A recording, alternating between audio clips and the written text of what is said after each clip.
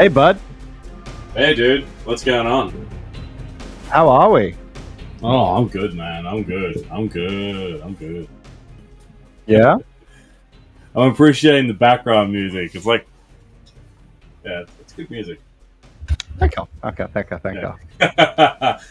Dude, oh my god. So many interesting things have happened since we were last live last week. Last week we kind of just casted our votes for the Game Awards. I still need to do that. You still haven't done it? I've been busy, man. I had fucking work. I haven't had time. It took us like half an hour. Actually, You no. think I haven't had time. I've had other shit to worry about. But anyway, I will probably do that later because I'm probably going to do a late night tonight, knowing me. Shit, man. Let's jump right into the meat of it because I need to. No, we're not going to fucking wait. We are going to wait. No, we're not. No, we're not going to. No, we're not. No. Yes, we are. Oh, It's been a week.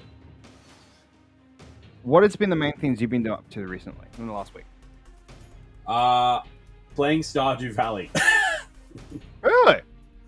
Dude, it is so much fun. It's free on Game Pass, so I have been playing the shit out of it, and it's really a lot of fun. That's actually a game I haven't gotten into yet. I haven't played it yet. Purely because I'm like, well, it's Animal Crossing, but different. Slightly. It's not Animal Crossing, though. It's nothing like Animal Crossing.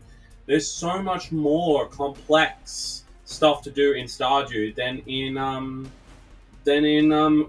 Animal Crossing, which is fair to say, considering that the factor is that with Stardew Valley is that it's a full year of farming. And is there any way to kind of turn down the music a bit? Yeah, there we go. Much better. I can actually hear myself think. It's not going. I feel like I'm playing GoldenEye. It kind of reminds me of GoldenEye a little bit, but no. The crazy thing about with Stardew is that the farming mechanics in Stardew are better than the ones in Animal Crossing, is because every single season changes your crops. Like, for instance, you could have summer crops, and all of a sudden, you literally don't have summer crops anymore. You literally have your summer crops will die, and you'll have to replant new crops. Right, interesting. That's kind of cool. So give it a shot. It's a lot of fun. There's a lot of complex things. Like, it can be very overwhelming at first, but once you get the idea that this is a game where you can take your time, take your pace, and that, it'll work wonders. Okay. So yeah, play Stardew Valley. It's free on Game Pass. I recommend it. It's the only game I'm playing at the moment. It's kind of crazy. I've been playing more indie games than mainline games. Like, I have Hogwarts Legacy. Fuck, I've got Mirage too. I haven't touched them. You end up getting Mirage? I've got Mirage. Yeah, I got it ages ago. I got it on Afterpay. Got it ages ago, and I just haven't played it. Like, I played a bit of it. Yeah, I got my copy in Melbourne. Yeah, I remember we were in Melbourne. I played a little bit. I haven't gone back to it yet either. Yeah, I don't know. Spider-Man came out not that long after we came back from so. And I don't know. I was playing for a bit, and all of a sudden, I just found a whole bunch of other games to play on Game Pass, and I had Stardew there, so I've just jumped back into Stardew Valley and been enjoying that. Okay. Yeah, I finished freaking Power Wash Simulator, for God's sake. That's actually now free for PlayStation Plus subscribers. Yeah, I noticed that. But I still find it funny. Also, it's also really cool as well that now they got Back to the Future stuff. Yeah, but it's also $10, and I don't really. I don't know. It should be like at least $5, maybe. Hell, even I would charge $5 for it. But considering that it's movie license, I can understand why. But also, kind of don't understand. $10 to spend though, coming out very soon though, and that's paying the $10 for the upgrade for the Last of Us remaster. Last of Us remaster. Yeah, that's actually happening, which is kind of crazy considering that they better not charge too much for it. And $10 upgrade, I think it's fantastic for PS5. $10 upgrade if you have the PS4 copy. Yeah, if you have the PS4 copy, it's a $10 upgrade, which is pretty good. Fair. You got for what it is. Yeah, they did the same thing with Part 1, didn't they? Did they do the same thing with Part 1? No. You had to buy it.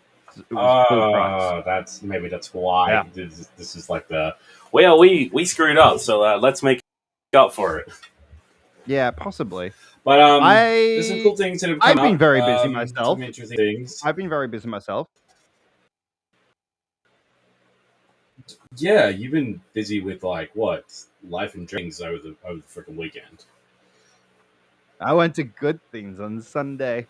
It was fantastic. Yeah, I had the best time of my and then life. you got My and then emo you heart and then you got very happy with this band. They played a lot of their classics. Like, I'm not joking, man. They played stuff from like their first proper album. I know it was Slipknot. I'm so jealous of you, you motherfucker. I can't believe you actually saw Slipknot live. Well, it wasn't Slipknot. It was just Corey Taylor. It was just Corey Taylor, but it basically we were playing Slipknot songs. Corey. Was this Corey? Oh, yeah. And it was just Corey. Really? So we heard him sing SpongeBob. It was great. Of course. And then, of course, he played some, Slipknot songs because, of course, he did. I love the video. I love the video you sent me of he just came in. Before I forget, just kept referencing Before I Forget, and he's like, "We're gonna start singing Before I Forget." I'm like, "You fucker! You literally did 3 years." Yeah, because he's like, "Before I Forget." And he just looks to the audience. He's just like, "I need to thank every band that's on this list," and we're all like, "Ah." You guys, and before I forget. I gotta thank my bandmates. And you're like, for fuck's sake, hurry up. Look, I love. But the really cool thing was though, is he closed with a cover of INXS's "Don't Change," which is very cool. Oh, I didn't know that. Oh shit. Yeah, he closed with that. I was like, that was unexpected. That's cool. That was sick. Speaking of Limp Bizkit as well, I got to see, so that was awesome. Speaking of bands that are finally retiring, Kiss is gonna retire. They're done. They're gonna do the last one. I'm dead serious. Yeah. They already have. They just did it the other night, I think. Yeah. But they're being done. Actually, let's have a quick look. Let's have a look at that because I want to bring that up into the show. Because why not? Because it kind of tech stuff. Kiss goes. Is it like? Don't they go like virtual? I believe they did. Yeah, Kiss debuts immortal digital avatars and plans to go fully virtual for their future live shows. Well, it's understandable. They're getting old. They can't keep doing this same thing real. Although I can't say the same. Fucking Rolling Stones are still going. So at the end of the show, after Kiss finished playing its last song, Rock and Roll All Night, they disappeared in a hail of fire and smoke. After the smoke faded away, the lights went down on the screen behind them, the stage. A camera zoomed across a spooky lake of some fantastic planet toward the silhouettes of 4 figures, the new digital avatars of Kiss, in what I suppose must be their final form. Then Paul Stanley shouts, "Kiss Army, your love, your power has made us immortal." Hello? Oh, sorry. My brain was I was just listening to you talking. No, it's okay. But no, the crazy thing about with Kiss, like, doing a whole virtual thing, like, I can understand why, considering the fact is, they're not spring chickens anymore, and, like, a lot of them have health issues and just can't go back out and, and just do tours like they used to way back in the day. So a virtual thing, I think it can work for them, considering that they can go at their own pace. They can make up their own schedules that fit to their benefits and needs. Yeah. So yeah, not officially the end for Kiss, but like I think it's an end for their like proper like live shows of touring. Considering that most of them are like fucking like in the 70s, like 80s, something like that. I think they're pretty old. Something like They've that. been around, yeah, especially with Gene Simmons, man. He's a fair age now. He's not a spring chicken. But speaking of celebrities, I never would have thought I'd ever mention them on our podcast again. Supernova just threw a fucking spanner in the works. A good spanner. Giancarlo Esposito. No, fucking it wasn't Speedo. a spanner. They threw a screwdriver into the works. Jodie fucking Whittaker, man. Jodie fucking Whittaker. I never would have thought in a million fucking years we'd get another doctor. And it's not... Even though it's not David Tennant, I can understand Tennant, considering he's very fucking busy with the new series, the specials he's doing. But Jodie fucking Whittaker, the first ever female Doctor, is coming to Gold Coast Supernova next year, only for Sunday. So you bet your fucking ass I'm going to be going. I'm working on a 15th Doctor costume. Yes, I'm working on it. My darling partner, bless her fucking heart, actually ordered me the 14th Doctor's Sonic Screwdriver. It's on its way. The 14th Actually got one. It's the 14th Doctor Sonic Screwdriver, more like the 15th Doctor Screwdriver, but I'm going to use that because we haven't seen him in any of the promotional shots with a screwdriver. So honestly, I think he's going to be using that. What if he doesn't have a screwdriver? I mean, that would be cool. That would be a reference to 5th Doctor when 5th Doctor lost his Sonic Screwdriver, got destroyed. That would be really cool. But I know he's going to have a screwdriver. I don't give a shit. I just... Look, if you don't like the female Doctor, you have to understand. It was the first time they ever did it, and it made such a huge impact. I love Jodie. I just wish her writing was better. I think people didn't... It wasn't that they didn't like Jodie. It was the fact that their storytelling was shit out. Yeah, that's exactly what I was getting to. I love Jodie. I wished her writing was better. Her writing was fucking horrible. And just... Chibnall does not know how to write Doctor Who. I'm sorry. Her finale, though, with her regeneration, dealing with the Master and all that, that was fantastic because they got a whole bunch of other old classic Doctors to come back, like Sylvester McCoy, Paul McGann, Colin Baker, and also Peter Davison as well. I mean, the fact that they got them to come back to do that for the last time, especially Paul McGann, who's only done officially in the timeline, he's only done 2 appearances, the Doctor Who movie, and also the little special he did, The Night of the Doctor, which was like a little teaser episode into the Day of the Doctor. The fact that they actually got him to come back in an official episode made me fucking happy because I love the 8th Doctor. Now, the crazy thing about with Jodie Whittaker coming is I've actually looked at the prices for her like photos. Yeah. They're actually not that expensive. How much? So, for an autograph, 150, photograph, 160. That's not as much as compared to when they were charging Chris Hemsworth back at there's a difference though. Chris Hemsworth deserves that price range though. Yeah, considering with at the time when he did come to Supernova, they were in the middle of filming Infinity War. No, it was Ragnarok. Was it Ragnarok? No, it was. I believe it was Infinity War, man. It was way before Infinity War came out. Was it? I believe it was Ragnarok because they were filming in Queensland for Ragnarok. That's right, they were too. Shit, I forgot about that. Right. But the crazy thing about it is, it's Jodie Whittaker. It's another Doctor I can get a photo with. I've met Peter Capaldi, and I've met John Barrowman, and I've met Pel Mackie. Now I get to meet Jodie Whittaker. My question to you: did you give John Barrowman a Tim Tam? I didn't. What the fuck, man? How can you not give Barrowman a Tim Tam? I know. I didn't have any on me at the time. Did you know what happened though? Every time he comes. All the shops around the convention hall are out of stock of Tim Tams because everyone goes and buys some Tim Tams. Because he loves them. He loves them to death. I don't know if he's going to Tim Tams are amazing. I don't know if he's going to be coming back to Australia for a bit because he just hasn't shown up at any conventions at all. Only for like statewide where he lives. So I can understand why it's really hard for celebrities to come to overseas to conventions. It takes a bit out of them considering that they go. Particularly with Barrowman, he's had to cancel a lot of conventions because of his mother. His mother's not been well, and he had to cancel a couple of them, which is understandable. But Supernova, I think this is a big win for Supernova because the last time we talked about Supernova on this podcast... Well, it wasn't this podcast. It was our old one. And, the last time we talked about them on the old podcast, it's not good. So actually talk about them in a limelight. The fact that they managed to get not just Jodie Whittaker, but fucking... Moff Gideon, Giancarlo Esposito, which is still fucking awesome. Like, it's fucking Moff Gideon, man. If they get, I think there's going to be room for more. I reckon they'll get more. You reckon Pedro? Nah, he won't. Because he'll probably be gearing up for Fantastic Four. Still no official word on that if he's going to do Reed Richards. Still no official word. I know there is an official word, but... It's not official out yet.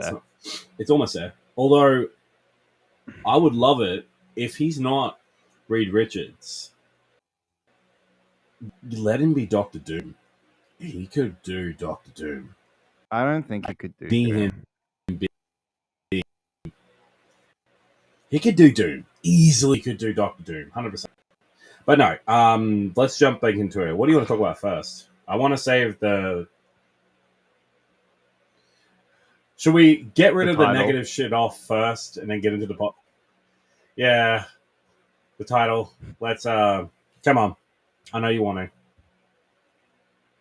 to. No, we're not doing it. Yep. All right, fine. Twitch is suspending operations in Korea in 2024. So that's interesting. That's interesting. I wonder why Twitch is doing Actually, holy shit, it's sooner than you think. When are they doing it? Like January or February? Twitch is shutting down operations in Korea effective February 27th, 2024. That's like the day before. It's like the day before my birthday. The video game streaming service posted their announcement on its website, in which Twitch CEO Daniel Clancy explained that operations in Korea have been prohibitively expensive, despite efforts to lower costs in the territory. Clancy describes how the company attempted multiple tweaks to its operations in the country to lower costs, including capping stream source quality at 720p. Even so, network fees were 10 times as expensive in Korea than in most other countries where Twitch is supported. The company claims, according to Clancy, Twitch's operations out of Korea have been significant financial loss, and it believes there is no pathway forward for the streaming service to continue operations there. Twitch has put up a brief timeline of the next few months on its support site, which outlines the gradual removal of features from Twitch for Korea.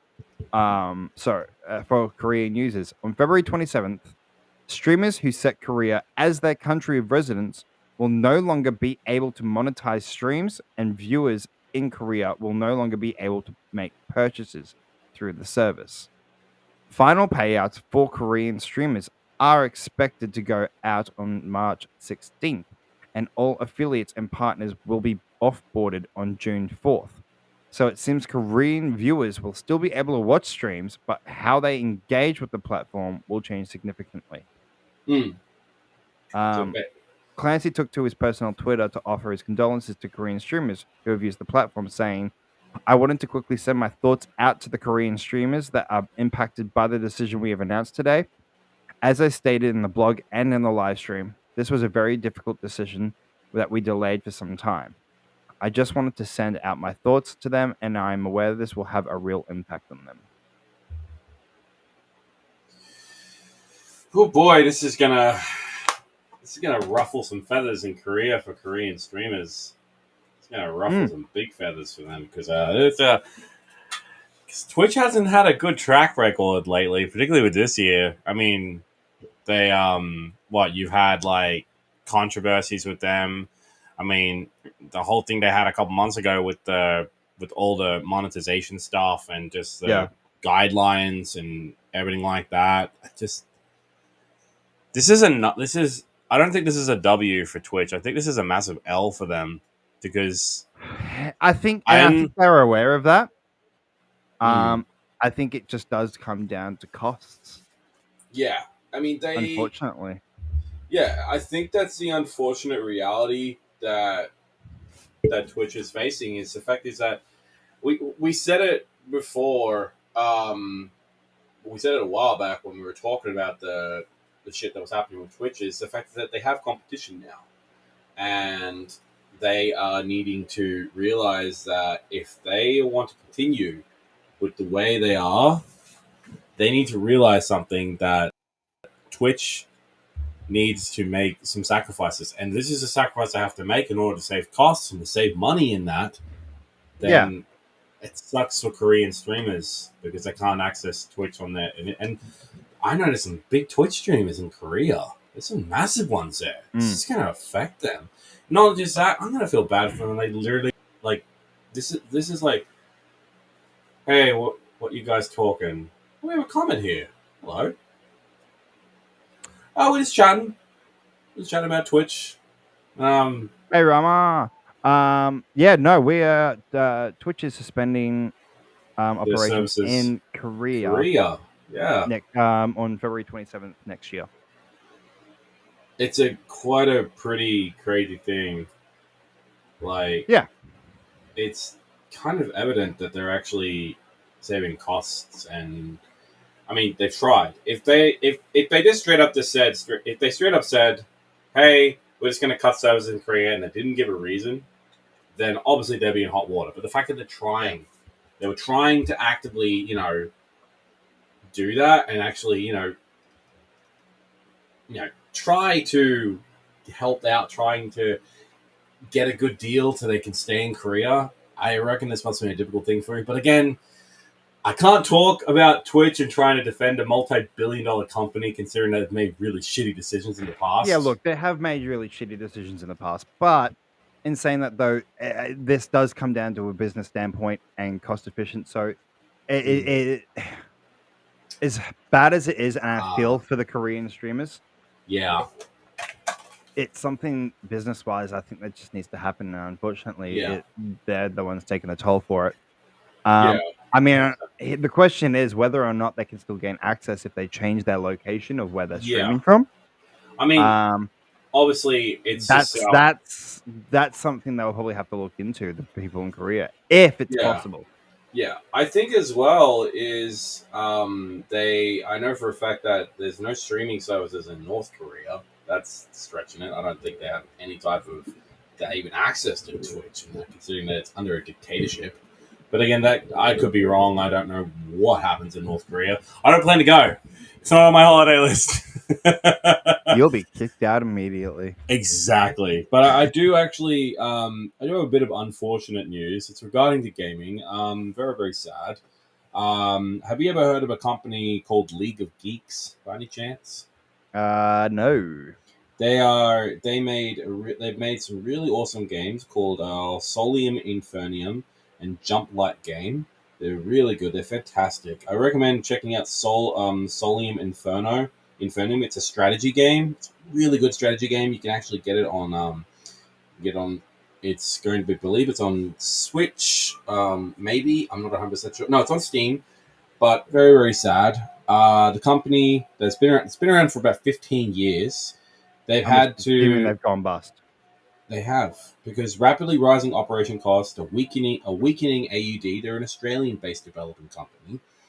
Poor early access sales and the unprecedented withdrawal of funding opportunities across the industry placed us in a position where we can no longer afford to cut development costs. As a result, we had to make the impossible decision to pause in development indefinitely on Jump Light Odysseys. Jump Light Odyssey was another game they were working on. It's a really awesome game that was in development. It is going to be released. It's literally like a strategy game. It's kind of got like an Among Us type vibe, which kind of looks cool. But really sad reality is that because of the costs and everything, 50% of the studio has been impacted by redundancies, and including the entire Jump Light Odyssey team, meaning plans we had to get the game before release, including release plans for PS5 and Xbox, have been put on hold indefinitely. The decision will not impact the launch quality of Solium Infernium as we continue to work towards a February 14th release, nor will affect the existing support we offer Armillo and its players. Armillo is another game they've made too. Yeah, right. You can find information on the FAQ. It sucks because a lot of people in the Australian gaming community have been affected by this. And it sucks even more that it's becoming harder for gaming developers of the Monday era, considering that with most big companies, like, I remember when I was younger, I really wanted to be a game developer.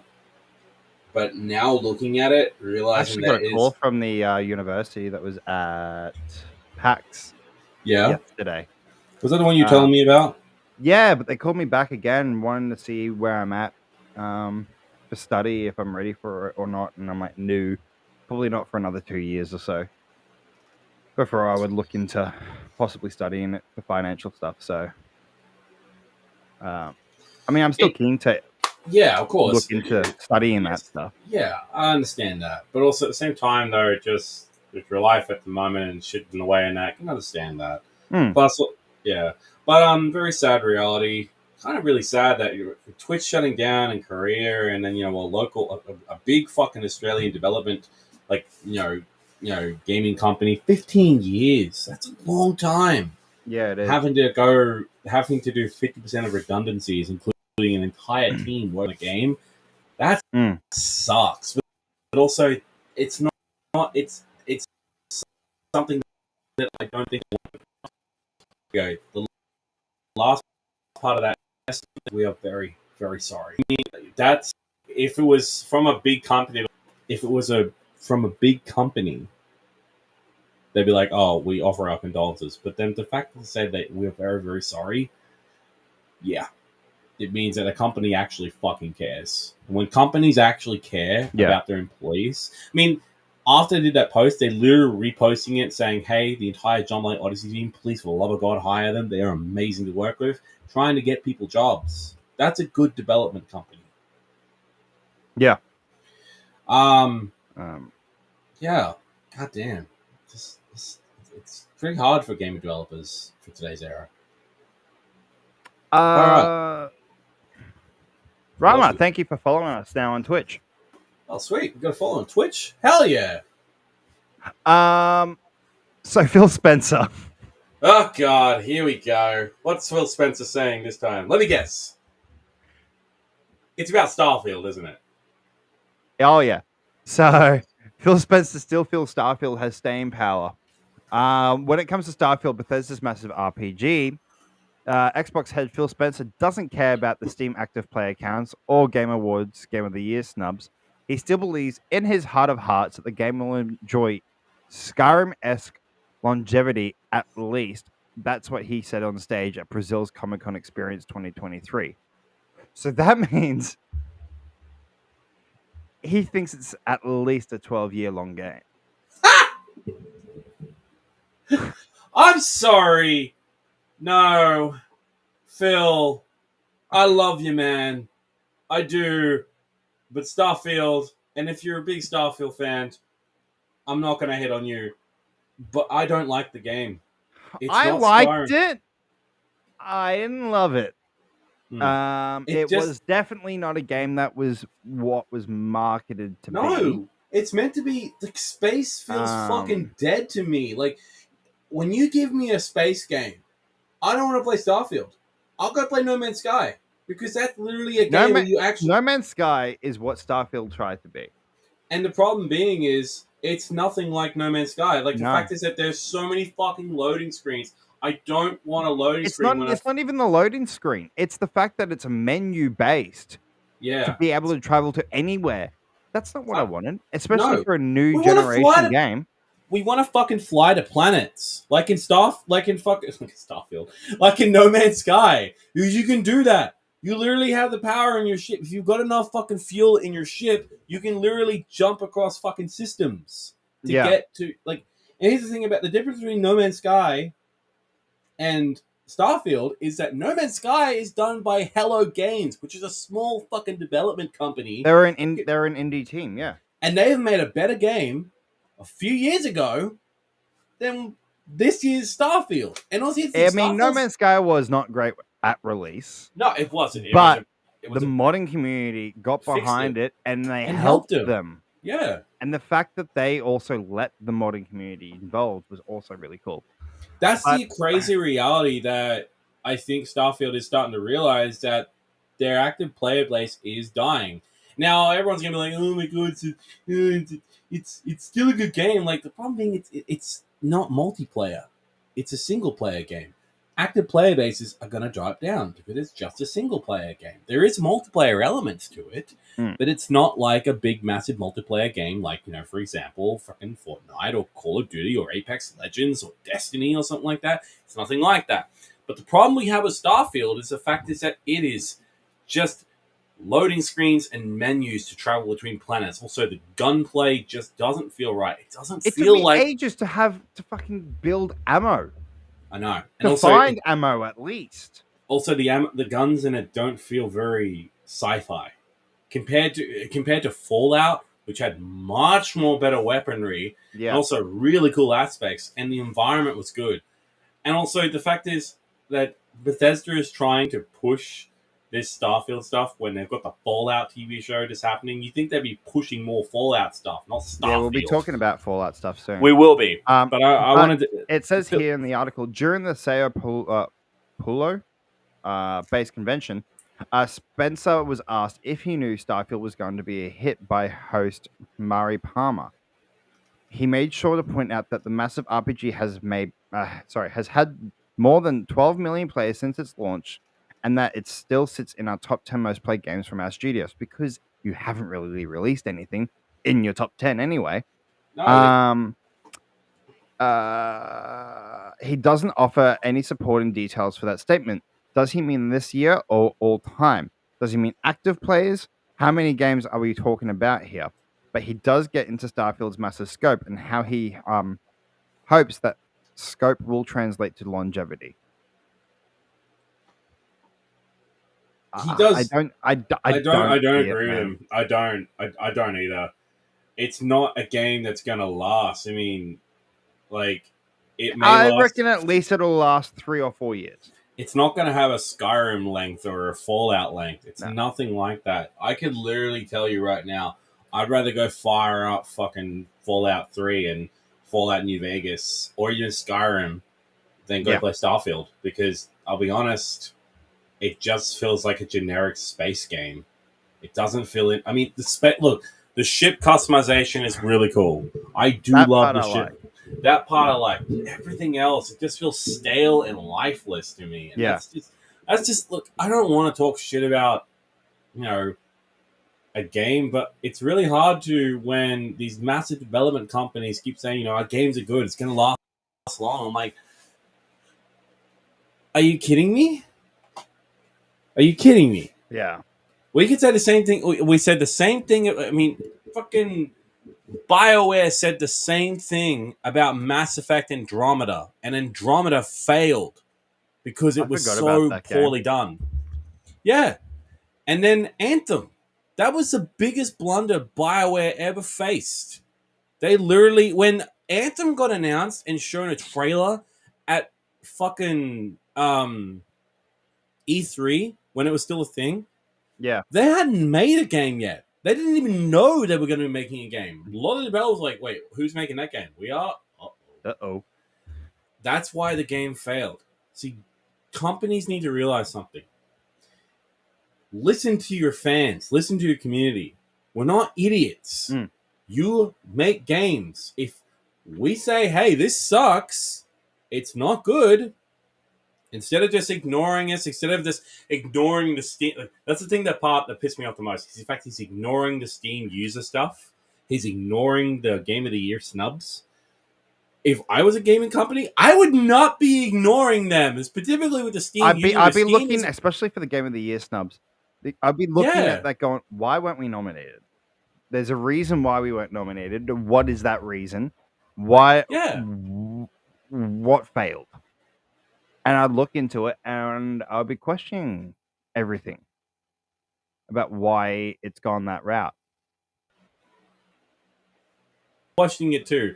Also, the fact is that I don't think that Phil Spencer is saying anything. He's trying to keep a lot of the PR stuff under the window, but I guarantee you they are probably looking into the Steam user stuff and the Game of the Year snubs. They're just not saying anything because Bethesda doesn't need more controversy. They dealt enough with it with Fallout 76. That was a disaster for them. That was a year that they lost. No, 76 has gotten a lot better. It has. So. A lot of their games have got better. But the problem being is just Bethesda needs to realize something. Yeah, don't fuck up Indiana Jones. You don't just have Xbox going for you. You'll have Disney. Oh, yeah. So you better not fuck that up. It better be a smash hit.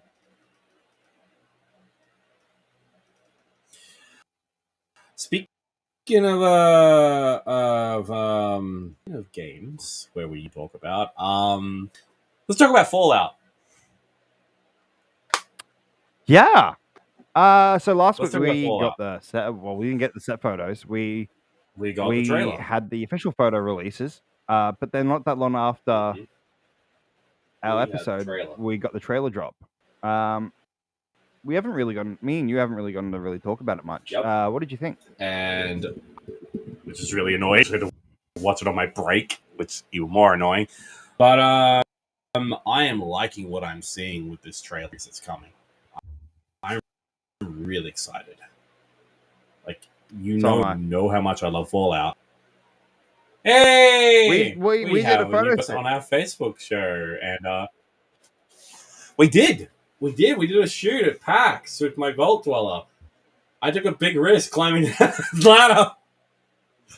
Hey, we have a new person on the comments here on our Facebook. Anything for the shot. Fallout show, let's go. Hey, Florian Leung. I know that person. I definitely know that person. Really? Yeah. Oh, don't you? You know who it is, motherfucker. No shit.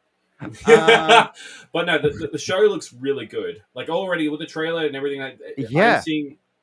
I'm seeing so much like Easter eggs left, right, and center. I literally dissected. There are a lot of references to, I feel like, all the games, really. Yeah, there's references to 3. There's references to 4. With the suits, the weapons. Actually, no, we didn't really see any weapons. We only saw like a couple little pistols, maybe. We didn't see any big weapons. I don't think we saw one. Yeah, I think we saw one. Yeah, the Gatling machine gun for the Brotherhood. We saw that. But we didn't see any of the laser stuff. Didn't see any of the plasma stuff. I'm hoping, and I'm fucking praying there is a goddamn Fat Man. I want the Fat Man. I want my Fat Man to be fired. I want to see that boy literally be used on things. We did see some, a lot of the monsters as well. I was really happy to see some rad roaches, even though they're the most pathetic fucking villains, the most pathetic enemies to kill. But we did see some pretty tough ones. But the one enemy that I know they're going to keep under wraps, and I know they'll show it, is Death Claws. I'm excited to see Death Claws. How the hell are they going to do them? Yeah. I love me some Death Claws. I'm already terrified. I mean, it was bad enough when you faced Death Claws in Fallout 4. Going out to the glowing sea, going out there. Oh, I remember that. Yeah, that was terrifying. Terrified me. Like, I remember going out for the first time, had a full-on suit, I had powerful weapons and everything. I was just like, I'm ready to fucking go. And I literally went out there. I was like, I'm glad I'm fucking powered up, because if I come out here on low levels, I would get annihilated in seconds. Like, there's rad scorpions, there's fucking death claws, there's all sorts of all manner of shit out there. Plus, it's constant radiation, so it's literally insanity. Yeah. Right. So, the Fallout show. I'm loving the way it looks. I love how it's not in Boston. It's not in New York. It's not in Washington, D.C. It's in Los Angeles, which I think we've never done before. And it's Vault 33. So we've never gone this vault. New vault, new location.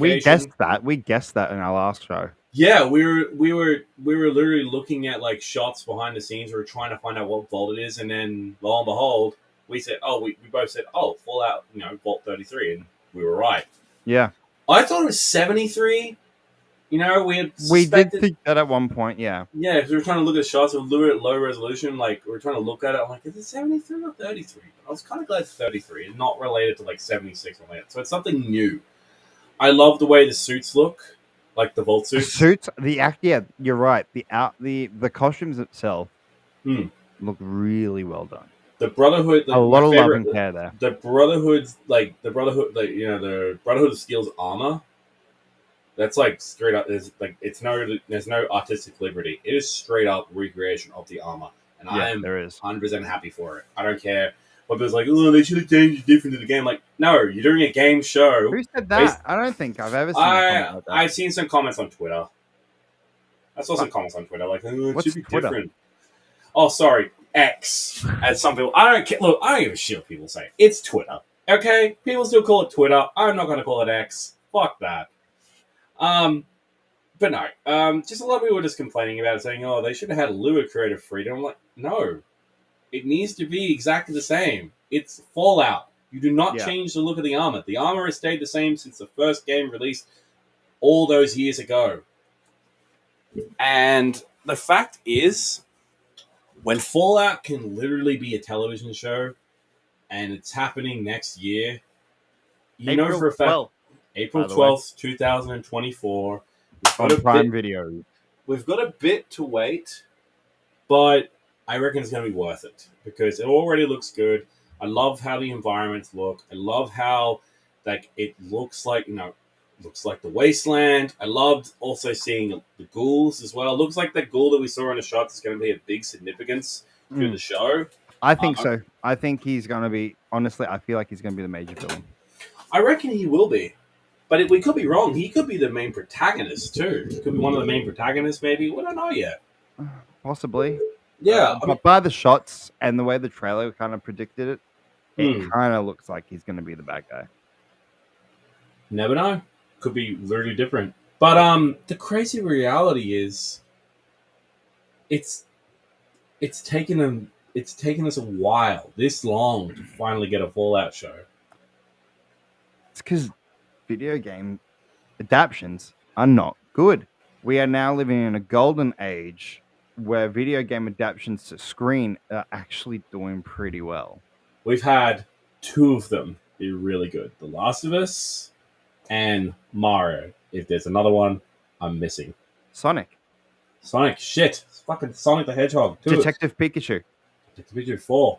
Fuck. I'm off. Assassin's Creed. No, I'm kidding.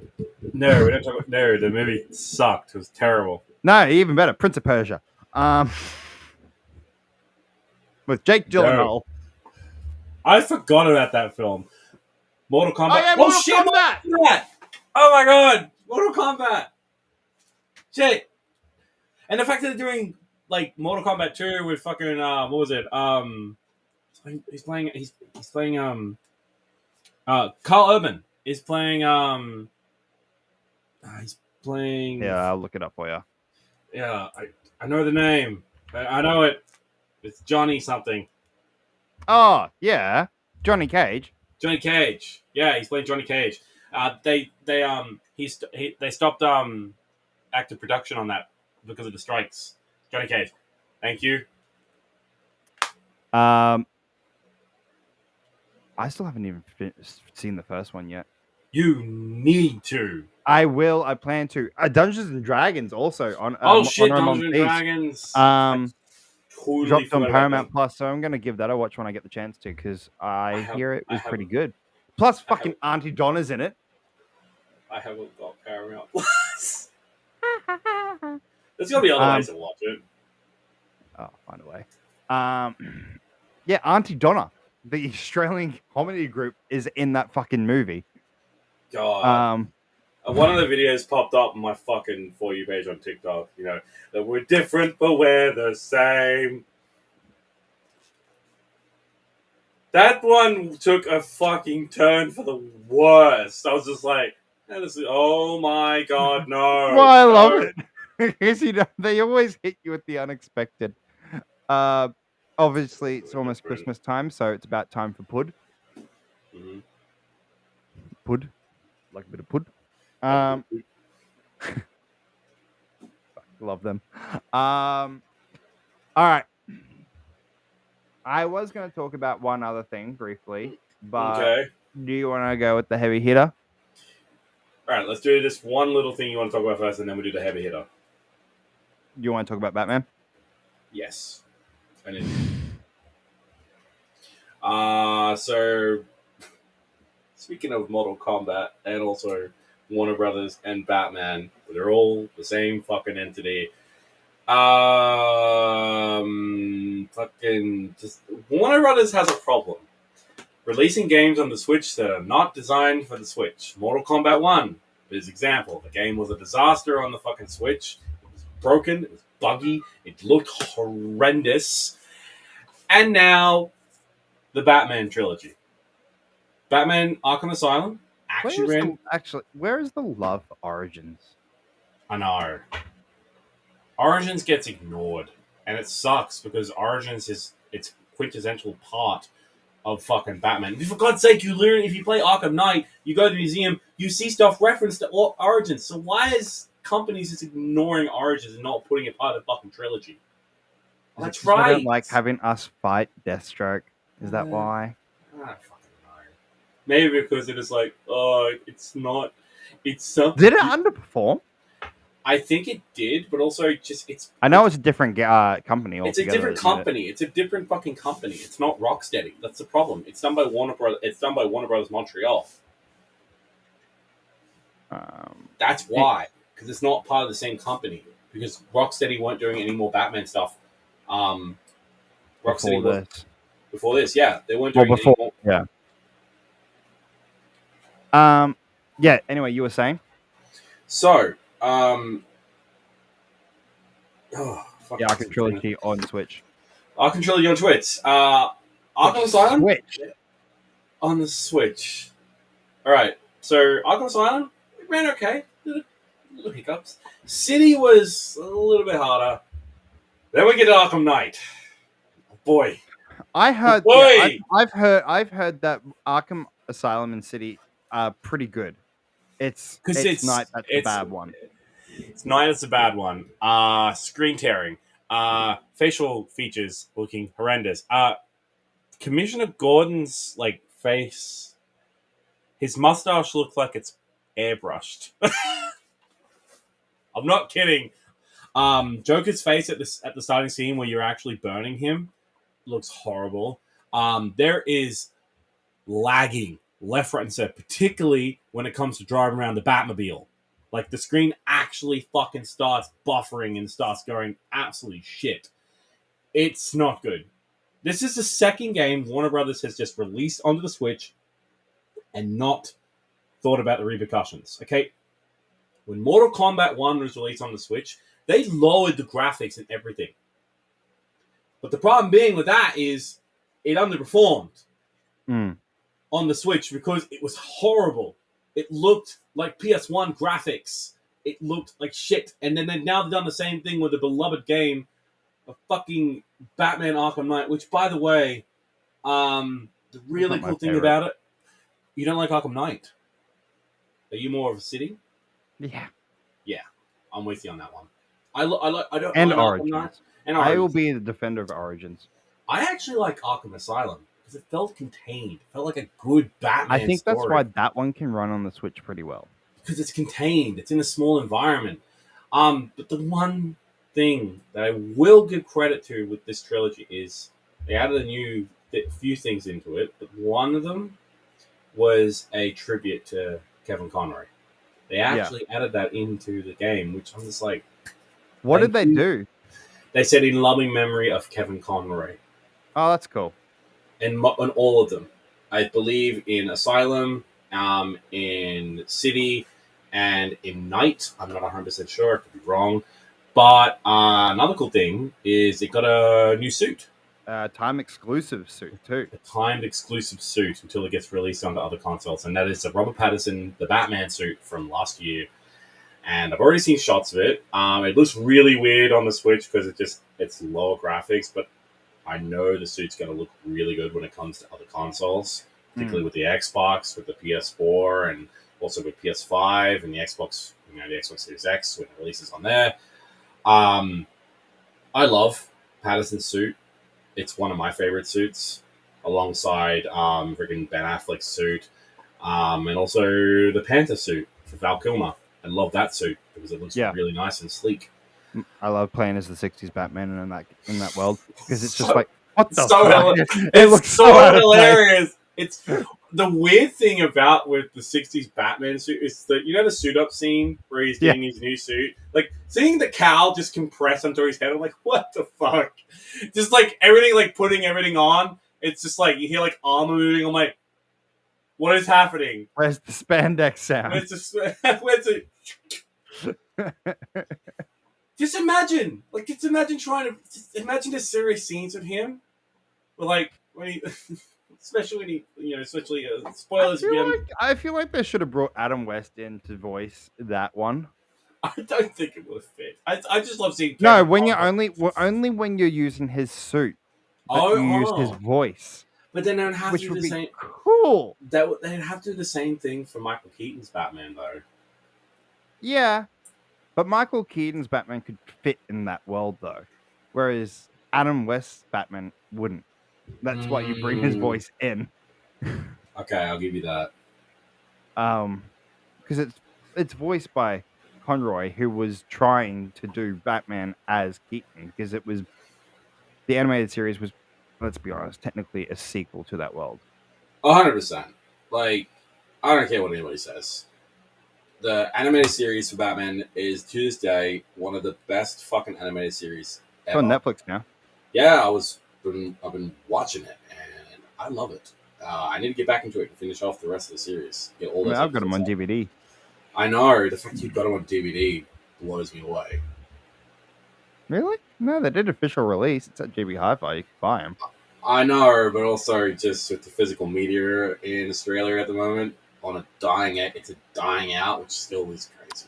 Oh, I don't think it's going to be dying out. Yeah. You I heard don't know. about Sony recently, didn't you? No. What happened with Sony? What did they do? What are they trying to do? So Yes! Discovery? Yes, with Discovery. I did see that. I wanted to talk about that. Holy shit. Oh my god. Sony's literally taking your games away from you. It's not games. They're taking away TV shows, including purchase stuff. Yeah. Like, what the fuck? So in a brief notice on the PlayStation website, Sony said it planned to remove hundreds of Discovery films from users' video libraries, preventing them from watching the content they'd paid money for. Sony explained the decision as being due to content licensing arrangements with content providers.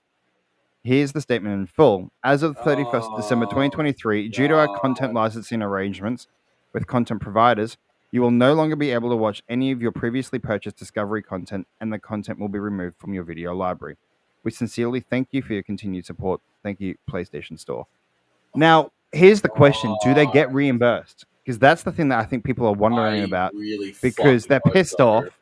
They're pissed off that they've purchased for these things and they've got no access to it after this year. So Sony should be refunding them all that money that they have paid for. Yeah, they should.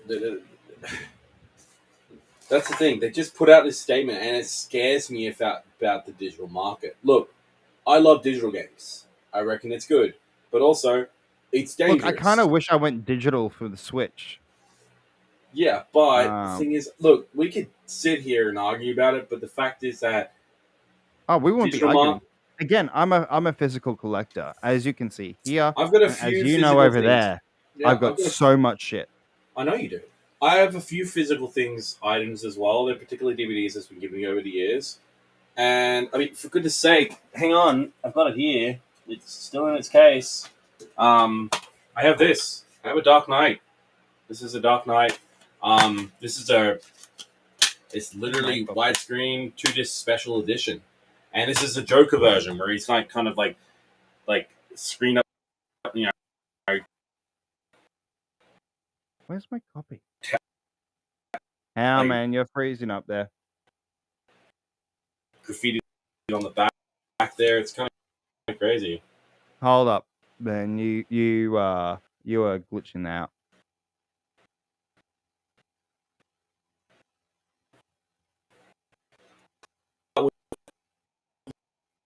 Whoa! When you buy something. Oh, did y'all lose connection? You're glitching out, man. I'm glitching? My connection's good. I've got no bad connection. You're also good. Very much delayed now. Oh my god, I haven't done anything. What the hell's going on? We've been good for the past hour. Talk again. Hello? There you go. You're back, baby. You're fucking back. Good. But this is the problem with digital market is the fact is that these people bought these movies. They purchased them with money. Yeah. They have every single fucking legal right to own those movies. But the thing is, though, they'll say, you didn't buy the movie, you just bought the license. Well, that's kind of true, though. When you're buying digital, you're only buying the license. You're not buying the physical. You're not buying the actual thing. Which is why I think physical media still stands. To this day. I don't get companies that think digital market is going to be the way. I understand that, but also it's just going to ruin your trust in your community. When we're literally going to be arguing about the fact is that we want a physical market, we want a stable physical market. Why do you think companies like, for example, the retro store that's at Garden City, the look at EB Japan Games, with all their retro gaming stores Yep. over Japan. CEX, big example. Japan has such a big retro market. It's huge over there. Yeah. And the fact is that all these companies like digital markets of future. No, it's not. It's a future I want nothing to do with, because if that be the case, then that would mean that if I buy a game on digital and it gets taken from me, and I, for no fucking reason, because of a stupid licensing agreement with like a developer and that, I want to play that game still. I don't give a damn. I bought that with my money. That cost $100. If it's brand new, you're telling me that I don't get access to that game because you're just like, deal with it. You don't own it. Yeah, I mean, obviously, they wouldn't just do that. They would definitely have to refund you. But it does beg the question. But the list of the content, though, which includes over 1,000 seasons of shows, including Through the Wormhole with Morgan Freeman, Tanked, Mythbusters, and An Idiot Abroad, which that's an old series, but also that's a show. Yeah, Idiot Abroad is actually really funny. It's was it? It's it's Ricky Gervais. It's Ricky Gervais. It's Warwick Davis and Carl Pilkington. So yeah, that's what's currently going on with PlayStation. So that's not good at all. No, it's not good. It gets worse. There is currently no way to back up purchase PlayStation Store video content from a PlayStation 4 or 5. They cannot be transferred to a disc by any means. A couple of people. So I'll read a couple of reactions. Tell us again how having internet helps you in cases like this. PlayStation Discovery content will be gone by the end of the year due to licensing arrangements expiring. Sony PlayStation Discovery, I'm expecting a full refund for all my purchases immediately. I purchased all of these TV shows on your platform, and you are all removing my purchased content. Wild, if you purchased any of these titles via PlayStation, they're going to disappear soon, and too bad for you. Buying digital media is simply renting with an open-ended expiration date that can and will take it from you if they feel like it. Yeah, I think... Yeah, I mean, Sony's already in trouble. You can get $500 from Sony already due to a lawsuit over in the UK. Now, take that $500 and multiply it by hundreds. That's like thousands of dollars that Sony's going to have to fork out. That is going to be a loss for them for this stupid decision. Oh my god. Actually, I've got another little thing to do. It's nothing to do with Sony. It's to do with our good old friend GameStop. What? So, this is crazy. Did you know that... give me a second.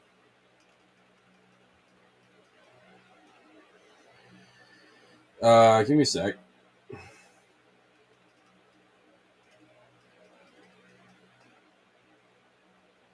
So this happened 11th of November, last month.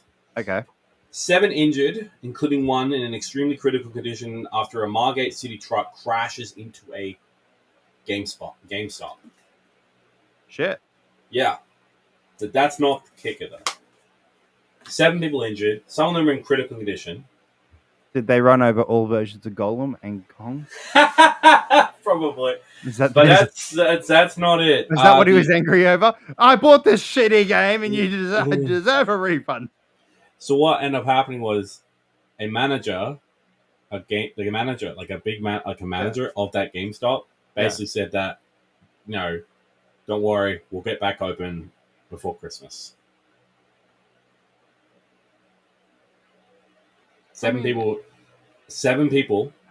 2 of them are in very serious critical condition, and they want to try and open up.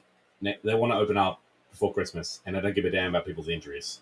I A don't car just went through your. Yeah, again though, it's a business. They need to operate. I know, but a car just went through your fucking store. Yeah, but it's also GameStop. They got money to be able to pay damages. No, they don't. They don't have any money. They're literally running out of fucking money.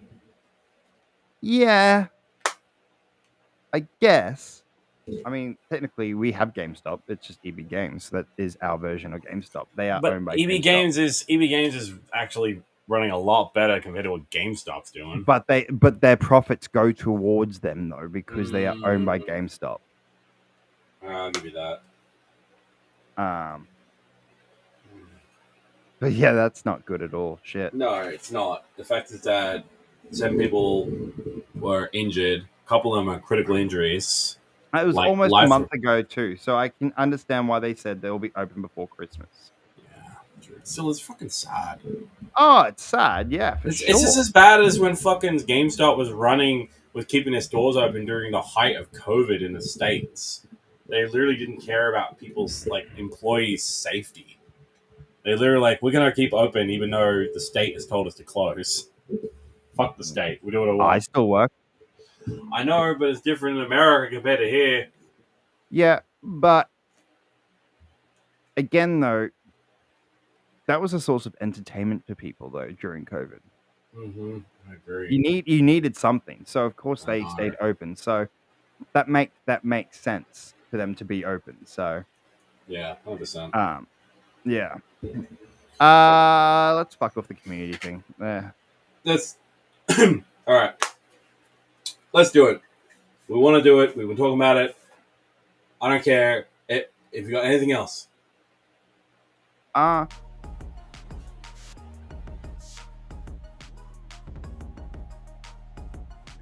GTA 6 finally fucking got A6. The trailer. Grand Theft Auto 6. After 10 years, it's finally happening. We've got a trailer, and oh my god, we're back in Vice City.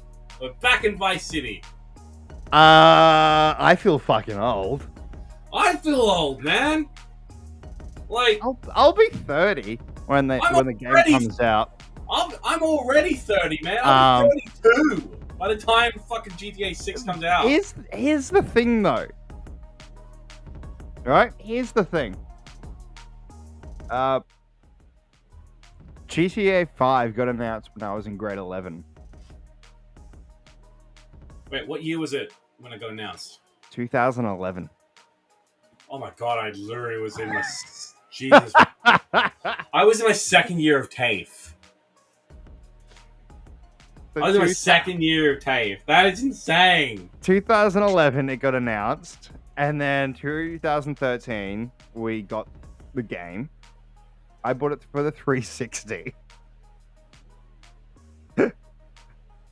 And then, of course, I bought it again for the PS4.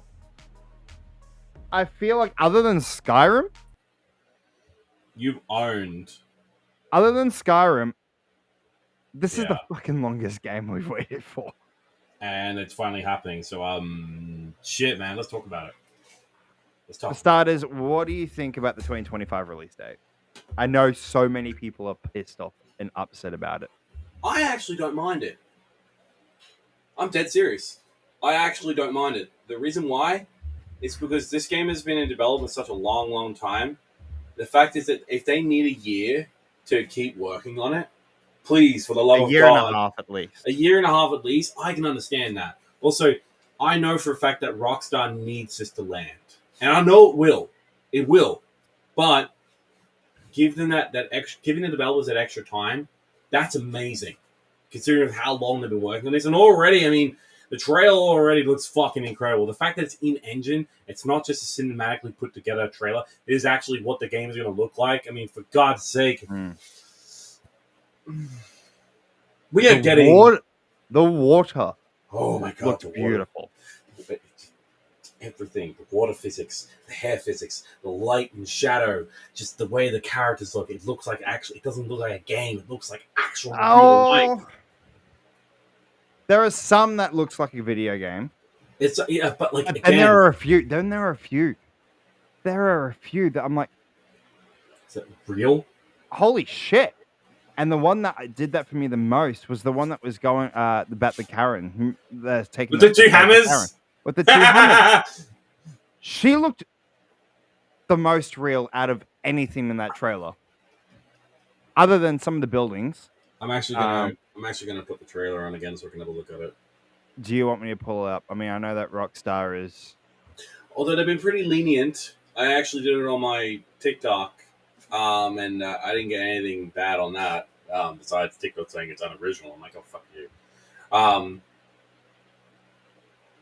just gonna watch it here again. It's only 1:30. I'm gonna bring it on. All right, turn the sound off. Yeah, so we don't get demonetized. Yeah, we're gonna get demonetized. No sound, people. Sorry. We'll just be gonna be watching the trailer here. We really want to watch it again. If you want to, do you want me to do it, or do you want to do it? I got it. All right, sweet. It will be muted. We're gonna react to it. Bring it up on full screen, so we look at it. All right. So obviously, this. I'm already blown away. The fact is so I've learned a couple of things about it with the trailer.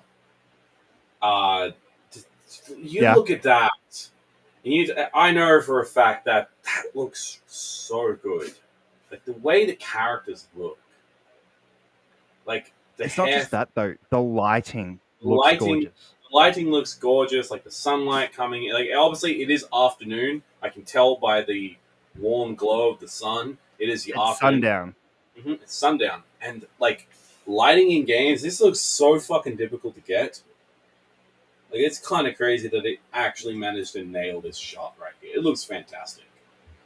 So that's the lead protagonist. Oh man, the water. Now, so this scene here. This is why it's coming to next gen console. Oh, 100%. I don't because you've got that running. You have the dolphins running. You got birds. You got boats. Sharks too. Got cars in the background there. Look at the buildings, the helicopters, like, everything. All of that running moving at the about. same time is insane. Now I've learned a couple of things as well. These buildings look fantastic. So I've learned a couple of things as well about some of the buildings in the game. 70% of those buildings are actually explorable inside, meaning you actually can go in them. 70% of this game is going into buildings. That is the first time I've ever seen this. So this is going to break so many. Oh my god! Imagine this game. Just go into shops.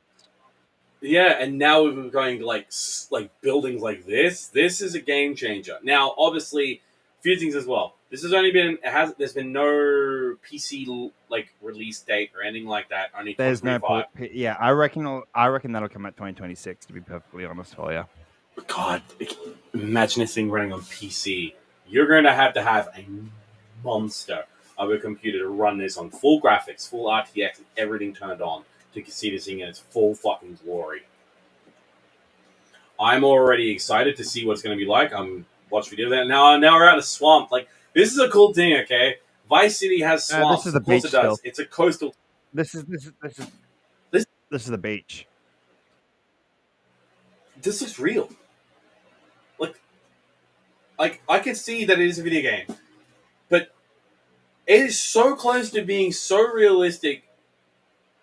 It's crazy. Like everyone, like all the different behaviors, like seeing all the different people, the cars, the gangs, like everything just looks good. Like the physics. Oh my god, this looks so good. That hair physics there, yeah.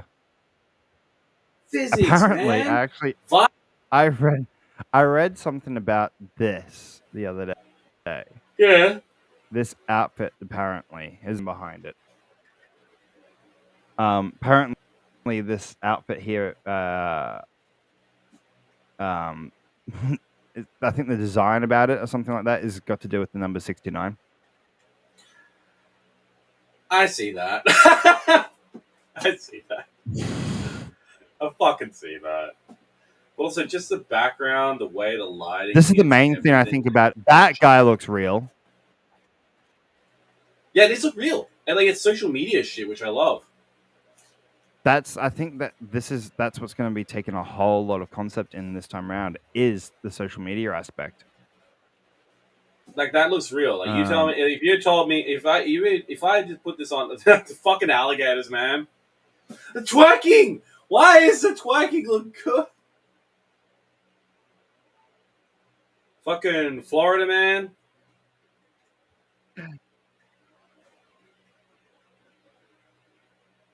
Like this is insane. Like oh my god. There you go. Like this looks fucking real. Like the mud, the water, and just. Oh my god, this looks insane, man. Like the fact that's a she real is the shot one like that looks the most real. She looks real. Like the background, like the way the concrete looks, the way the car in the background, it just the lighting. She looks real. Also, fucking terrifying. Why the hell is there an old lady wearing fucking wielding two fucking hammers? Also, I love the comment. The smash. Did you see the smash window on the back of the car? There? Yeah, actually, I did not notice that until you told me. I was reading the fucking the comment there. Neighborhood watch, don't play around in fucking Hamlet. Fucking hell, it don't. Oh my god, this looks so crazy. This looks so real. Like, if you told me this was a video game, I would laugh at you because I'd be like, this is real. This is real. But no, like a lot of this is all motion capture. Like a lot of things you see here are real. Like it's so much. There's a ton of motion capture in this. That's the crazy reality. Is that this is a ton. So this obviously these are two protagonists. This has from what I've been told, it's a Bonnie and Clyde style story, which I'm for. That's cool. I like that. We've done heists with like robberies with the Have you heard his voice? No. Do we know the voice actor for him? No, but there's speculation. Listen to his voice here. Trust. It sounds like certain famous voice actor. GTA 6. Sounds like Troy Baker. It sounds like Troy Baker. So, GTA 6 stars Lucia, the franchise's first female protagonist, and takes place in the Miami-inspired Vice City. Its first female protagonist. Yeah,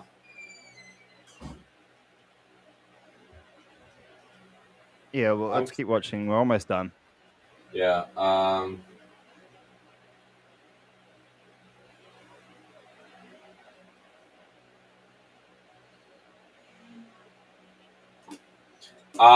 So it's not Troy Baker, it's Tom Taylorson. He's the voice actor of Jason from GTA 6. He previously voiced Scott Ryder in Mass Effect Andromeda, so it's not Troy Baker. Is it confirmed though? I just looked it up on it's on Reddit here. Just gone on Reddit. Speculation. Well, it's speculation, so it's not confirmed. Yeah. It's not confirmed yet. We're still waiting to see if it is. Because we still actually don't know this guy's name. I mean, I know there's been leaks to say that this guy's name is Jason. So fans convinced legendary Batman actor is voicing Jason in GTA 6. Grand Theft Auto fans have been trying to figure out who the actors behind our two new protagonists are, and some reckon they cracked it. GTA 6 trailer just released, thanks to someone leaking it. Rockstar quickly published a real thing earlier, and we got our first big look at protagonists, Lucia and Jason. While it all looks like we have to wait until 2025 until the game actually releases. Between then, now we can gauge all delicious speculation. One point fans are wondering who's just lending their voices to Lucia and Jason, and plenty reckon they're already forget the latter. After hearing just a few words from Jason, after hearing a few words from Jason, people speculate it's Troy Baker, who has appeared in just so many games over the years. Fans of Batman recognize him as having played Batman, Robin, different Robin, Joker, and Two-Face. Beyond that, it's one of the specific voice actors in gaming, having played Joel in The Last of Us, made a cameo in the TV series 2, Talion in Shadow of Mordor, and Revolver Ocelot in Metal Gear Solid. I mean, if it is him, then cool. I will show you a video. Yeah. See if I can find it. Obviously, we don't know who the voice actor is. They're not. I mean, I know for that Rockstar won't say anything yet because they will probably want to keep it under wraps and keep it hidden, which is fair. Here, let me find it for you. Mm-hmm. Let me do a little digging.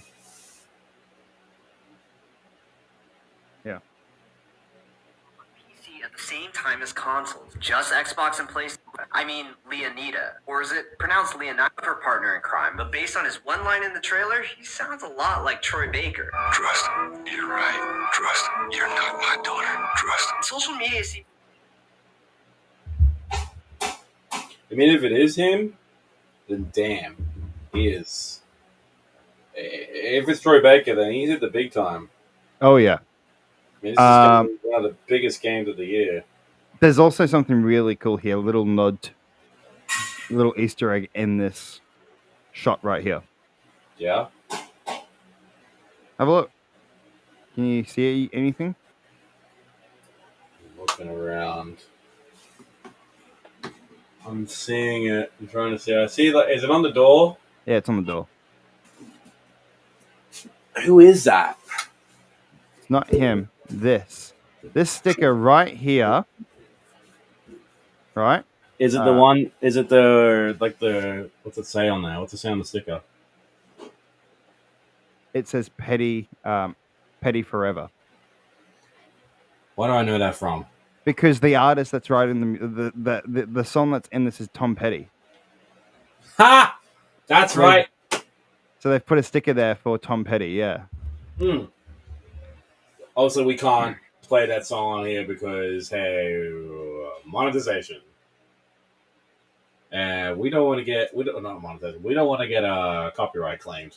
So no nudity here. But if you go watch the trailer, you can actually hear the song in full, and you won't get copyright claimed like we could.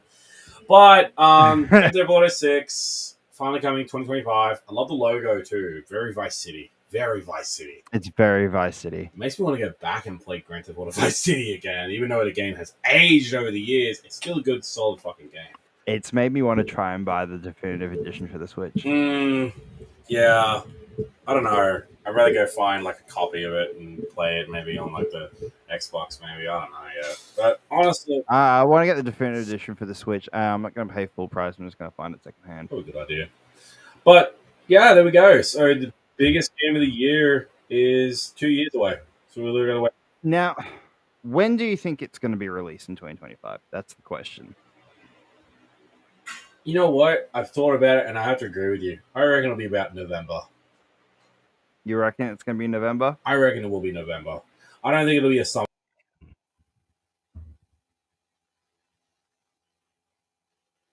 I think we've lost release. I think it. Well, actually, I don't know yet. Vice City being a beach town kind of fits that theme, but also, I understand they do a Christmas release because imagine how much money they're going to make on pre-orders. I'm in two mindsets about it. You're in two mindsets about it. What's got you in two mindsets? I think because, well, look, Take Two. What did they say? They said 2024 fiscal year. They said so Take Two is predicting a very profitable next few years with numbers that only a new GTA game could provide. Mm-hmm. They are expecting to... We believe that we will enter our next phase of growth in the fiscal of 2025 as we plan to deliver several groundbreaking titles that we anticipate will set new standards of quality and success and enable us to deliver over $8 billion in net bookings and over $1 billion in adjusted, unrestricted operating cash flow. We expect to sustain this momentum with additional growth in operating performance in fiscal 2026. So yeah, I believe we built with that. It kind of sounds like that maybe in 2024 fiscal year / 2025, it ends in April and every year. So maybe a March release. Maybe. I would assume so. Unless they count pre-orders. Unless they count pre-order. So if it's not counting pre-orders, then I reckon around March 2025. You reckon March? I'm going to take a stab. If they're not counting pre-orders. But on the other hand, I think possibly, the November mark. Yeah. You stated, maybe around Summer Games Fest. I said to you, I don't think so. I reckon we'll probably get the final trailer, Summer Games Fest of that year, with at the end of that trailer saying pre-orders are live now. Pre-orders are they live now or not yet? You're not paying attention to me, are you? I'm trying to read stuff as well about GTA 6 on my phone too. I was saying that I reckon maybe if it's not in 2020 or March 2025, that at Summer Games Fest they'll show the final trailer for it. I reckon they will do that, and they'll go pre-orders are live now. Yeah, that's actually. And then November release, and then Christmas time. Will be the biggest profit they'll fucking get. I reckon. Do you want to know the budget for GTA 6?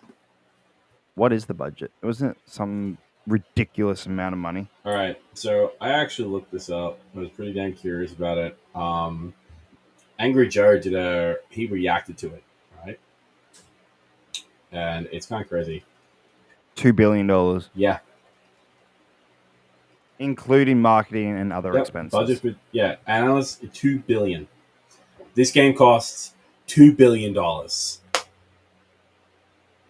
This is going to be the most expensive game in history. And you know what, though? They will get it back on pre-order. Oh, fuck yeah, they will. I mean, already people are sold on this trailer. Go look at the like ratio. Well, have you seen the like ratio for it? Well, I was just going to say, this was a day ago, and it surpassed 85 million views in less than 24 hours after its debut. Oh my god, that is insane. What's it at now here? Let's have a look. It's now at 118 million views in 2 days.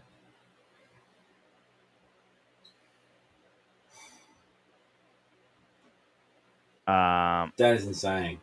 That is insane. It's going to be the most profitable game of all time. Fucking insane. I cannot. This is going to be until probably GTA 7 if they do that. I mean, I reckon if they do GTA 7, they're gonna have to literally wait We'll be 40. Fucking 40 by the time GTA 7 comes out. Oh my god! Back in my day, we got really excited for this. I mean, already the day it released, it got up to when I checked the like ratio, it got to 4.5 million likes, and the views were all over the place. But the fact is, that was in a couple of hours. It was in a couple of hours. The fact that this game's budget is $2 billion. Holy fuck! That is insane. That is insane. I cannot believe that. I do feel bad for Rockstar. Yeah. How it came about. I do feel bad for him. This is going to be a big fucking... The fact that they had the online counter video playing down for everyone to fucking get ready. And the fact that it got leaked. I know. I hoped... And then because you went, oh yeah, I saw it already. Yeah. And I went, yeah, I saw it because I got a notification from Rockstar saying, fuck it, someone leaked the trailer. Fuck it, here you go. Someone leaked it. Some dickhead of the son of a Rockstar executive leaked it early. Yeah. I hope to God that son gets fucking kicked in the head and jeopardizing his father's job. I mean, either way, we're going to see him as a freaking hero because we got the fucking trailer a day early. I know. But also, can you blame the guy, though? It's Grand Theft Auto 6. It's a new chapter in Grand Theft Auto. It's not Liberty City. It's not San Andreas. Hell, it's not even fucking anything new. We're going back to Vice City. Vice City, where we've always wanted to go back to for years. I've been wanting to go back to Vice City. And when we played Vice City back in the day, I loved that city so much, and I've always thought, what would this game look like on a scale that GTA 5 is? And now we're getting it even better. It's a much more bigger scale. I mean, this, from what we've been told, the map size of this is bigger than Grand Theft Auto 5. It's massive, and the budget That's the thing that's still blowing me away. It's not like a couple of million. It's $2 billion. It's billions of money is being pumped into this game to get it growing. Oh my god. The multiplayer aspect of this game is going to... I'm going to blow a theory out here, right? There's going to be no multiplayer for it. There'll be multiplayer. Do you think that we might see Tommy? Tommy, Do you think Ray Liotta did something in it before he died? I don't think so. Cocaine Bear was his last film. Last film? Do you reckon he did some voice work, maybe? I don't know. Depends how long this has been going on for. I mean, he's not going to be the main fucking thing. Because he can't be, because but he might show up briefly as a cameo thing. Yeah, but they didn't do that. Either way, they didn't do that there for might CJ. be a reference, though. They didn't do that for Carl Johnson. They didn't do that for CJ when it came to... Yeah, but it's fucking Ray Liotta. Yeah. It's Tommy Vercetti, too. It's fucking Ray Liotta. Yeah. There has to be like a little nod or a hint to him. I reckon they will. It's Vice City. If he's not in it, they'll have a paid tribute to him at the end of it. Considering that the fact is that without Grand Theft Auto Vice City, without Tommy Vercetti, we wouldn't have this. We wouldn't have Vice City. We'd just be still stucking around in fucking Liberty City and shit like that. And we've gone back to San Andreas. We did that with GTA 5. We saw what San Andreas looks like, and it's full on potential. The theory, I think, is GTA 7 will be Liberty City. Is that GTA 4? That was GTA 4. You've already seen what Liberty City looks like. I mean, I'd love them to go do something new. Do a new city. Make it Australia. Fucking Sydney. Brisbane. You just travel between cities. Wouldn't that be cool? Fuck it. You know what? Once I finish my game development, let's make a GTA version, an Australian version. That'd be hilarious. And we just kill fucking Eshays. Fucking Grand Theft Auto Logan. Wouldn't that be good? We can all take out our rage on cyclists and Eshays. That would be great. Fucking just roll up to them while they're sitting at a fucking train station and just start fucking shooting at them. With a Durry. With a Durry, just like fucking just pull out a goddamn... pull out a fucking double barrel. And one of them will try and do a scooter trick and go, "Oh, you want to go, mate?" Sure. Pulls out a shotgun and blows him away. Oh, he'd still be like, "Oh, yeah." It'll be like the fucking kid in High on Life. I'm not shooting the kid. I'm not shooting the kid. Oh my god, you shot the kid! There, you happy Yeah, now? you happy now? Oh, fuck's sake. I don't know about you, but as soon as that trailer dropped, I loaded up GTA 5 again. Yeah. I know you're playing Stardew, but are you going to load it back up? I've got it there on my... I have it there on my... I have it there on my Xbox. Yeah. Are you going to load it up anytime soon? Maybe, probably tomorrow. Maybe. See how I feel. Yeah. I mean, for me, like GTA 5, after I finish the story, it's just always something that I'll go back to just when I feel like just causing fucking chaos. Yeah. I mean, I wouldn't mind going back and finishing and doing the story again. It was a lot of fun. I enjoyed it. Yeah. It's a really solid story. The characters are fucking awesome. Trevor is my favorite. I think Trevor was everyone's favorite. Every single time you switch to him in the game. He's always waking up. The worst thing is, though, when he wakes up drunk and there's a train coming. You know what I used to do if I had nothing? Just stand there and just let a train fucking hit him. it would kill him quickly. I'm like... I think the funniest one is when you're literally getting chased down the fucking street by cops and you literally have to get away with them. You only just swap them. You're like, what the fuck is going on, man?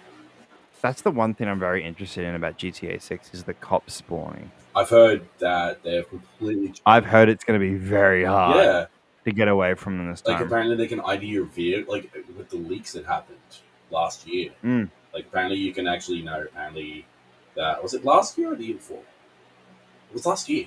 Is either last year or it was earlier this Yeah, year. so from what we heard about the leaks, from what we've seen with the leaks and that, and obviously these are just, you know, shit's changed since those leaks. They could be vastly different now.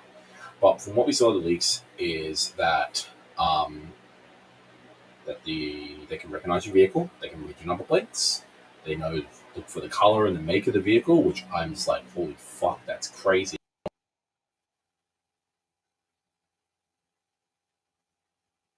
God damn it. Let me guess, you just lost me all that. We lost you there for a minute, man. What was the last thing I said before it cut off? Yeah, what did you say?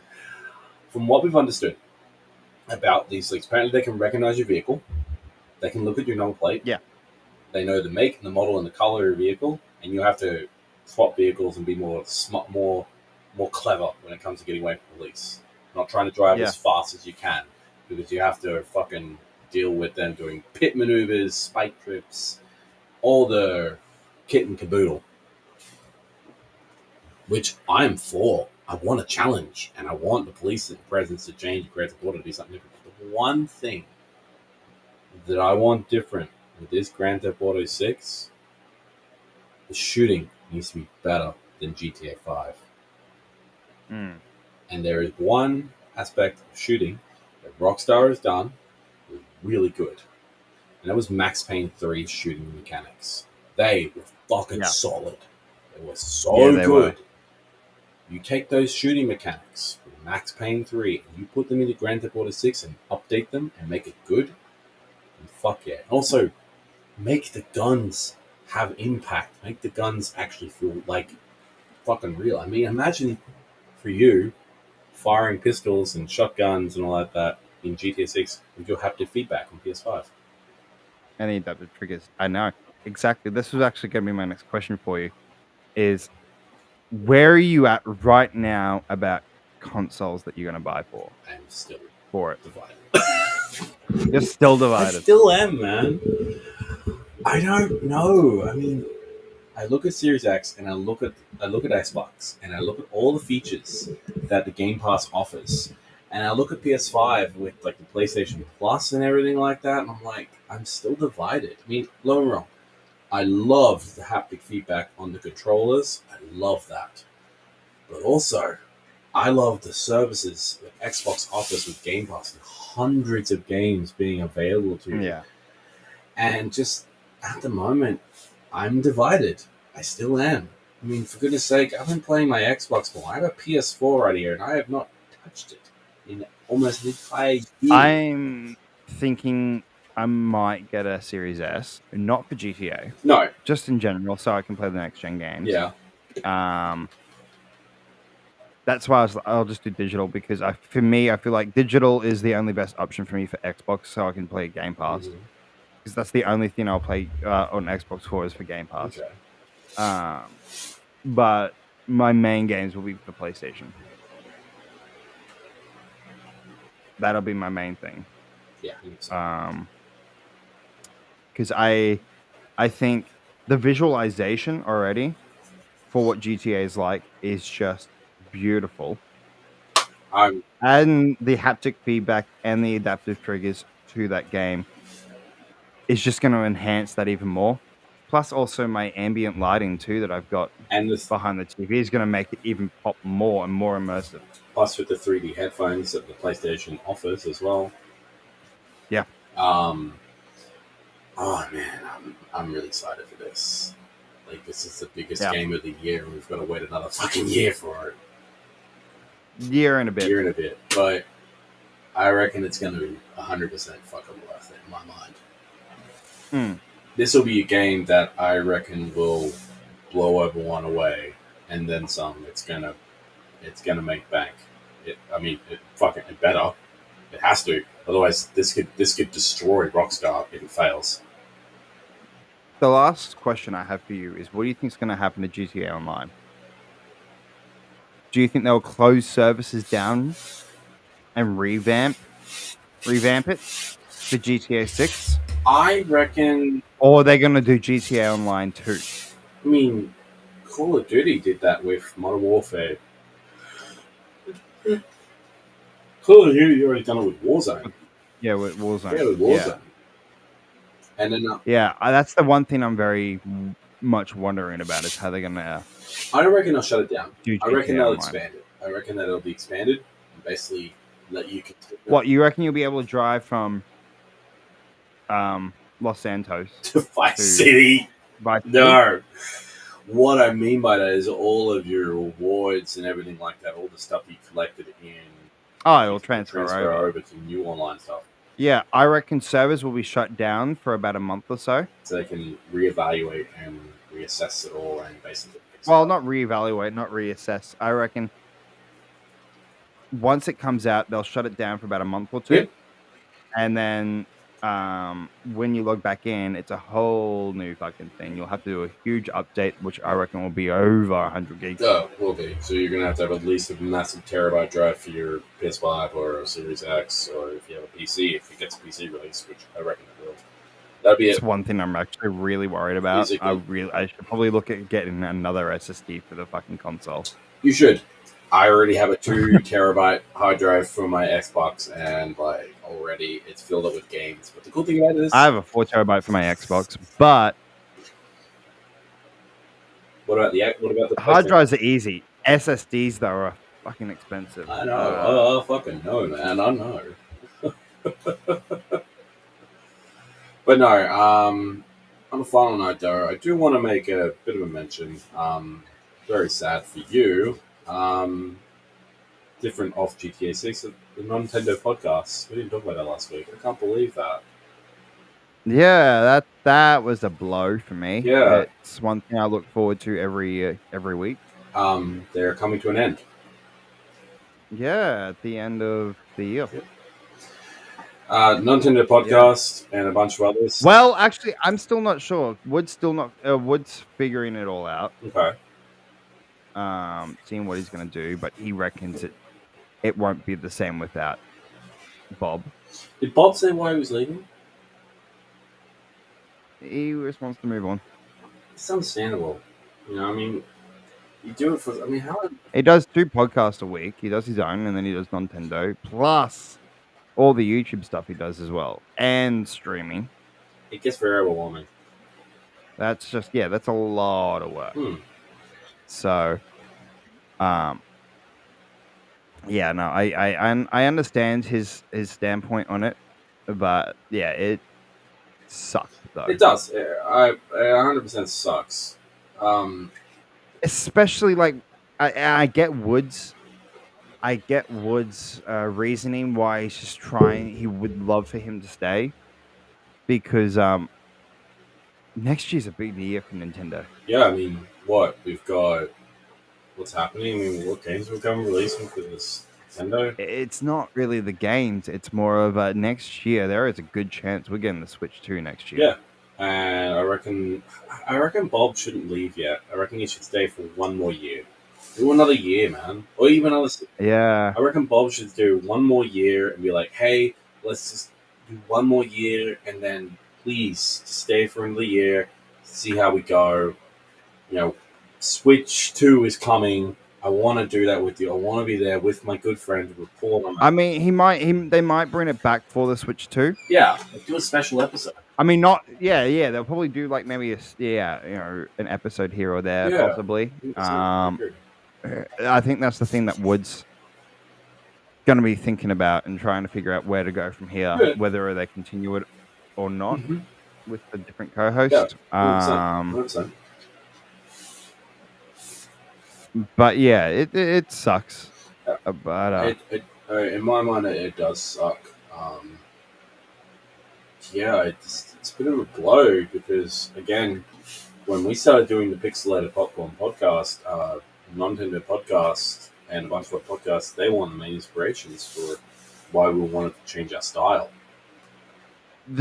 So I told you that this is the stuff that I wanted it to be. Yeah. The way that they communicate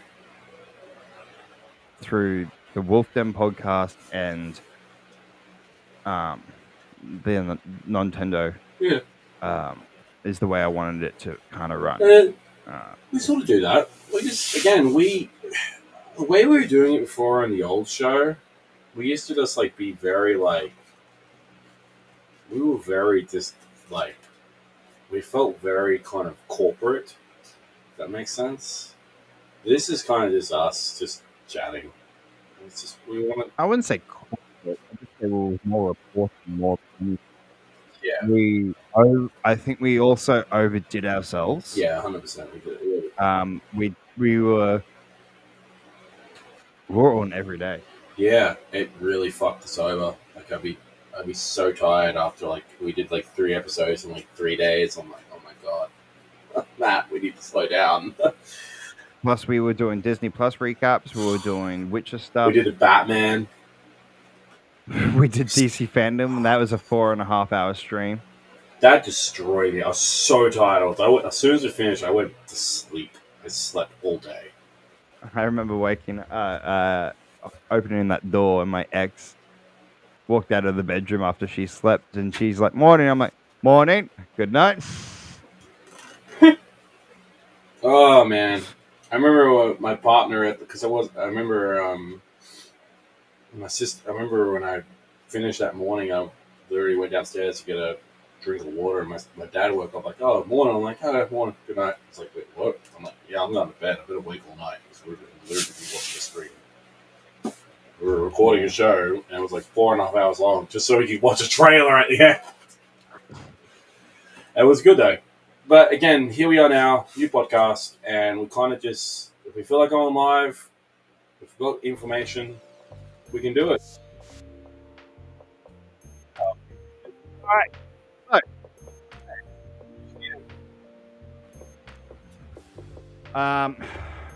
Thank you for watching. And thank you for the new sub, Rama. Appreciate it, mate. That's fucking awesome. I love that. We should be back next Thursday at around 8:30, 9 o'clock as well. Yeah. So Keen for that? stay tuned for that as well. In the meantime, though, you can go and follow us on our YouTube as well at the Pixelated Pocorn Pocorn Podcast. Same on Facebook, same on Instagram. I've been very slack and have not done any editing or uploading to Spotify. But this one I probably will. Mhm. So go follow us on our Spotify as well at the Pixelated Pocorn Podcast. Also on TikTok. You're on TikTok. You still need to give me access to our TikTok. Yes, I do. Keep forgetting. Yes, I do. It's because I've forgotten the actual login credentials. Smart cookie. Yeah. But Tyler, where can they find you? Find me on Instagram, TalentCos. That's my cosplay page. I'm on TikTok as well, under the same name as well. I have a Facebook page. It's kind of more of an archive for like everything I post on my Instagram. So just follow me on Instagram. I'm most active on there. I did do a couple of new videos on TikTok. I kind of did my reaction to the GTA 6 trailer. But according to TikTok, it's unoriginal and it's shit. But screw you, TikTok. I don't give a shit. It's unoriginal. It's unoriginal. Everyone else was fucking doing it. But yeah. You can follow me on two places. You can follow me here at Instagram under Imagine Pixels, which is my photography. So go follow me there. That's also on Facebook as well.